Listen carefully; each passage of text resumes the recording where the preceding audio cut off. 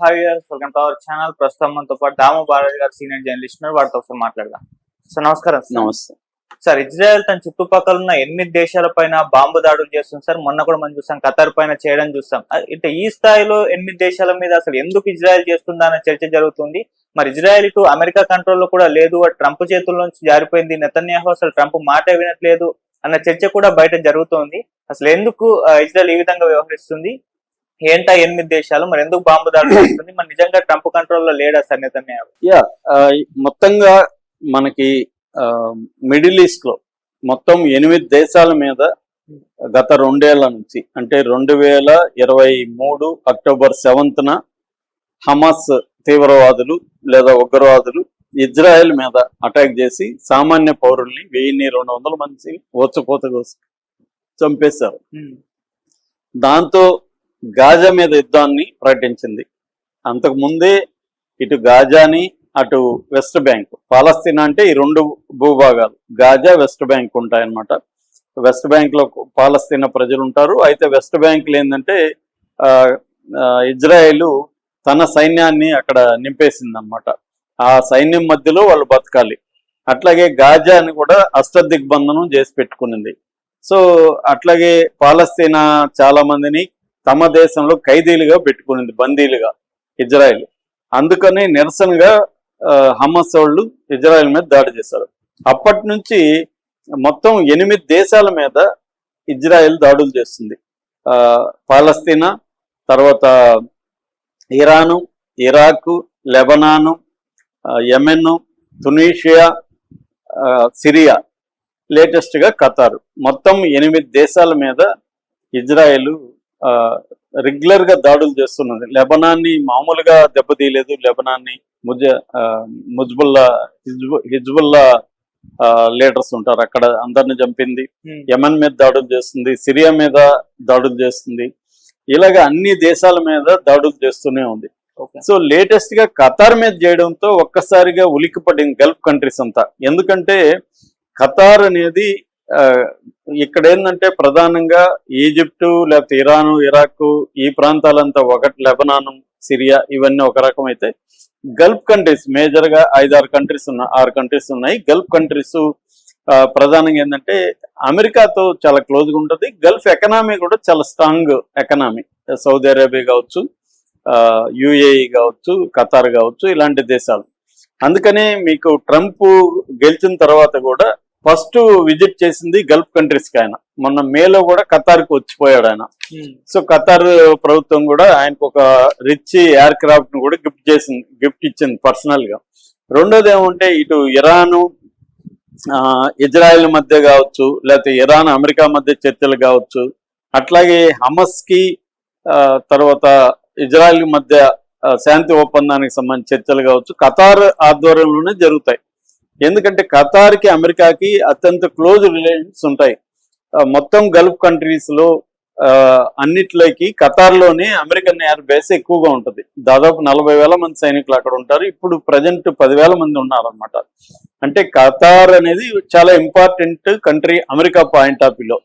So ఇప్పుడు కూడా ఈ ఖతార్ మీద దాడి చేయడానికి ప్రధాన కారణం ఏంటంటే ఇజ్రాయెల్ చెప్తున్న కారణము, ఖతార్ వచ్చి 2012 నుంచి కూడా హమస్ పొలిటికల్ నాయకులకి ఆశ్రయం కల్పిస్తుంది. అది అందరికి తెలుసు, ఆమోదం కూడా తీసుకునే కల్పిస్తుంది ఖతార్. రహస్యం ఏం లేదు. ఇటు ఇజ్రాయెల్ ఒప్పుకునింది, ఇటు అమెరికా కూడా ఒప్పుకునింది. ఒప్పుకున్నాకే ఇస్తున్నారు ఆశ్రయం.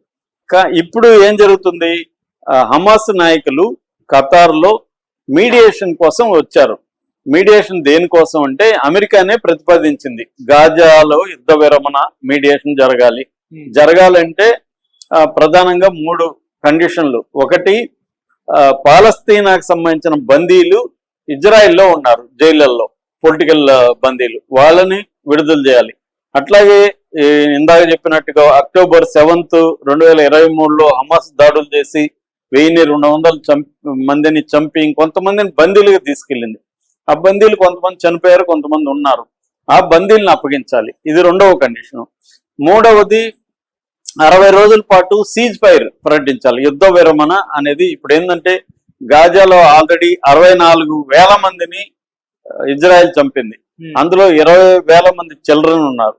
గాయపడింది 1,60,000 మంది గాయపడ్డారు. అందులో ఒక 30,000 మంది చిల్డ్రన్ ఉన్నారు. అంటే గాయపడిన చనిపోయిన పిల్లలు 50,000 మంది గాజాలో ఉన్నారనమాట. మొత్తం 23 లక్షల పాపులేషన్ లో దాదాపు 90% పాపులేషన్ నిరాశ్రయులు అయిపోయారు. ఆహారం లేదు, నీళ్లు లేవు. అలాంటి పరిస్థితులు మనకి ఒకప్పుడు సోమాలియా చిన్నపిల్లల్ని చూసినట్టుగా ఇవాళ గాజాలో ఎముకల గూళ్ళు ఉన్న చిన్నపిల్లలు మనకు కనబడుతున్నారు. సో ఈ కండిషన్ ఆగడానికి కోసం చర్చల కోసం వీళ్ళు ఇక్కడ ఉంటే వాళ్ళని చంపడానికి ఇప్పుడు బాంబులు వేసింది. అంటే అర్థం ఏంటి? చర్చలు జరగడం, శాంతి ఒప్పందం జరగడం ఇజ్రాయెల్కి ఇష్టం లేదు.